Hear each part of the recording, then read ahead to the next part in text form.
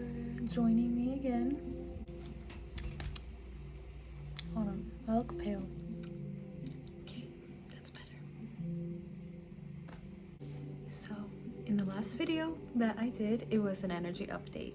So, it was more of an intuitive thing. I felt called to speak about and translate the energies that I was feeling, particularly because I love doing research on the astrology updates, and particularly I watch Haley Comet Astrology, if you're wondering. I've been watching for like almost a year now, keeping up with the astrology transits. It has kind of taught me that I'm very in tune. I mean, we all are, but sometimes it's just a matter of like what we resonate with and what we don't resonate with, and what we're ready to receive or not.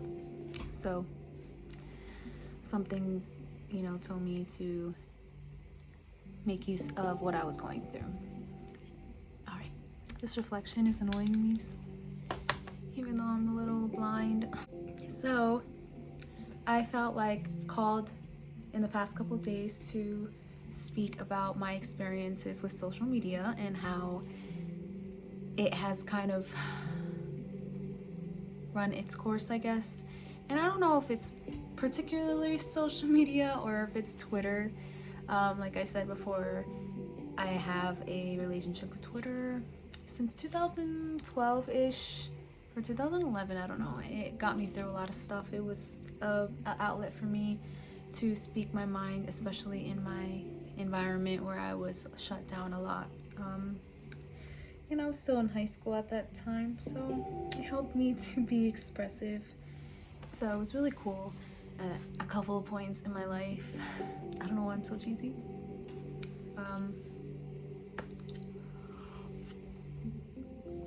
But basically, so I started this social media journey when I was, with Twitter at least, when I was 16 years old. And social media in general when I was 9 years old. That's when I got my first social media page, I guess you could say, and most of you are familiar with MySpace. So that was fun, and it was a really fun way to express myself, so I appreciated that. I kind of miss it sometimes. I try to get, hip with Tumblr, but it's confusing for me. I kind of forgot how to do all that stuff, but I would like to learn if anyone is interested in, sending me a link to a video that might get me interested in it again, teach me something. So, most of the years of me using social media, it was personal use. I remember when I was in the military, I was in AIT, and I felt so insecure at one point because I believe it was after getting cheated on in the relationship that I was in at the time, where I was gone for longer than I was supposed to. So I was gone for like 6 months, and I found out he cheated on me, which was very heart-shattering for me. So I think there was this urge in me to like prove my worth and like to be like, I guess I'm gonna show him what he lost. And I guess I kind of felt like I did that, and so I was like more focused on social media specifically for that reason. I realized that I kind of created not an alter ego, but it helped me to bring out the parts of me that I guess mostly just my family would see. I felt like a safe space to be myself there. But yeah, apparently people like that. So yeah, people really liked my ego. My ego, Amanda. Back then my handle used to be Amanda Jazave. And yeah, I think people had this perception of me because of that, especially in school. People would always like try to call me Twitter famous or something. They would always say things like I'm too good for them or something. I think I'm too good for them just because I had a lot of followers, and I really didn't have a lot of followers. But I guess for the age and time, I guess, when you're in high school or in your early 20s, not even, I wasn't even in my 20s yet, having a couple thousand followers was like, I guess, a big thing, because usually you'd have like 100 or, you know, around that area. So yeah, I realized it served me. It's a place where I got a lot of validation for a while, a long time. And then I got in a relationship with Austin, and it was still an outlet for me, but I think I used it as a crutch, kind of, where I would kind of use it as my form of complaining. And so I attracted a lot of kind of the same thing, same type of people who were very egotistical and, I guess, judgmental, like I was at the time. And so a couple times I had to, like, as my ego deaths and, you know, transformation went forward, I had to do a lot of releasing of the people in my environment, which I call a 4D environment. That's what I call the internet, because basically you have access to everything, and, you know, before it becomes manifest, it's in your mind. And I believe the fourth dimension is like the bridge to the fifth dimension. So as long as you can perceive it and believe it, like, you can be bridged into your life. So I had to release a lot of the things and people that I would see every day, because I noticed a need to be defensive or prove myself almost daily. It fed into the narrative that I'm a victim. So, as you know, I would, if you read my blog and stuff, or if you just follow along on Twitter, you might know I have what you would call narratives. And specifically, one of them used to be, and still kind of is sometimes, like, an abandonment wound coming up, where, let's say, I'd wake up and I noticed that Austin's not there, and I didn't hear him leaving or anything, but it would, like, make me feel a sense of, like, aloneness. Not just that, but, like, make me feel like someone tricked me or something. And I realized that goes way back to when I was younger. I used to have to, not have to, but they used to sit me in the living room, sit me down on the ground with a blanket or the couch, whatever, and put on a movie or a show. And I wouldn't notice till, like, halfway in that, or even the end of the movie, that they're not there anymore. My dad or my mom, they left. And it was so traumatic for me, because I think, you know, I would have handled it a lot better if I understood that they were coming back, or knew what was going on. I don't know if that's something I could have comprehended or that they could have taught me when I was younger, but I did have attachment issues growing into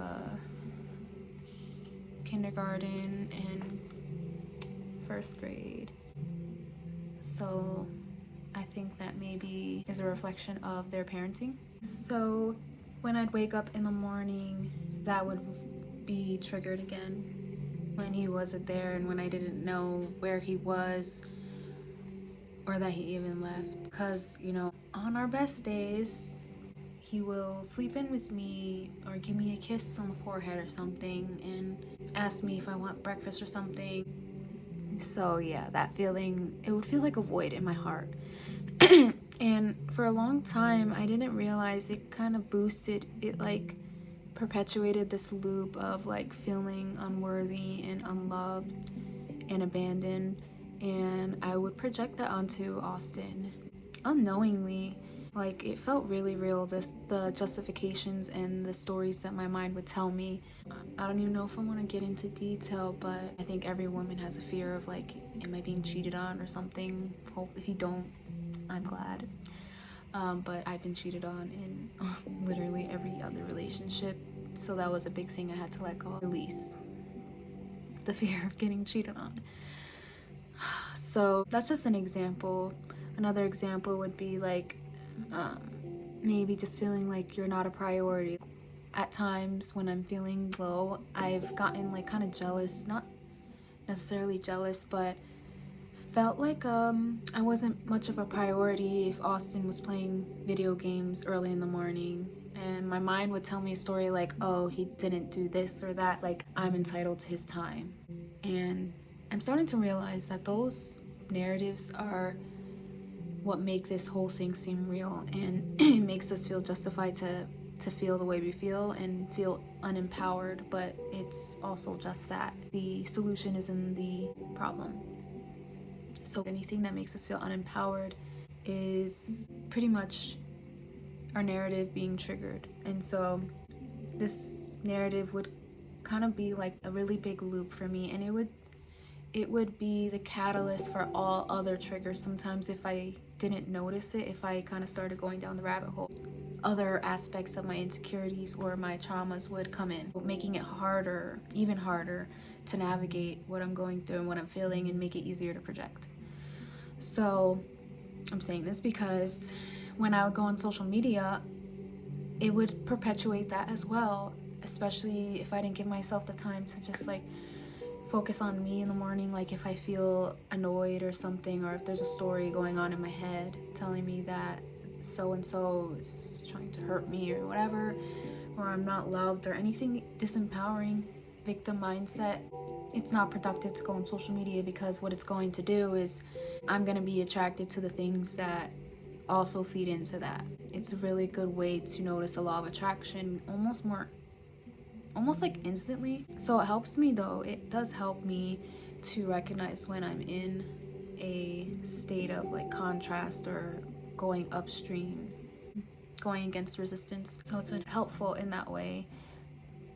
But I'm realizing now that I think I've been trying to be seen in a way that can't be perceived, I guess, through Twitter. I feel like Twitter has been drawing me into my ego. It draws me into that very easily. And I felt like that was one of the main platforms that I can get my messages across. Not my messages, but like, the overall message of consciousness, because we all play a part in this, molding and creating this world that we live in. So being the example is a big part. But what I do realize is that Twitter feels like a big playground of projection.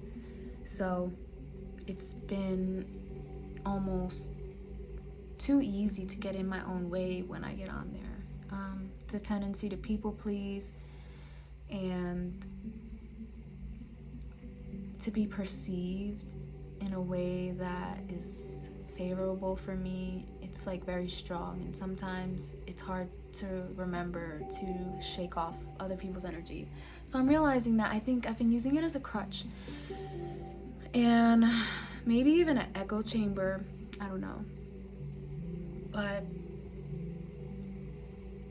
I am at a point where it's time to start really implementing and living what I'm trying to convey to the world.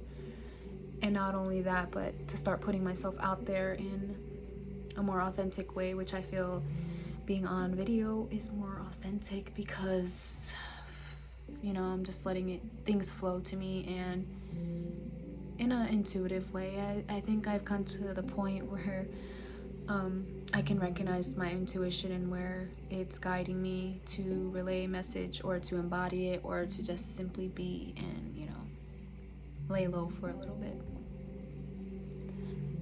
And I think I could write some more aspects to where social media affects me and being my truest authentic self. And maybe I'll go deeper into that. I don't know. Let's see.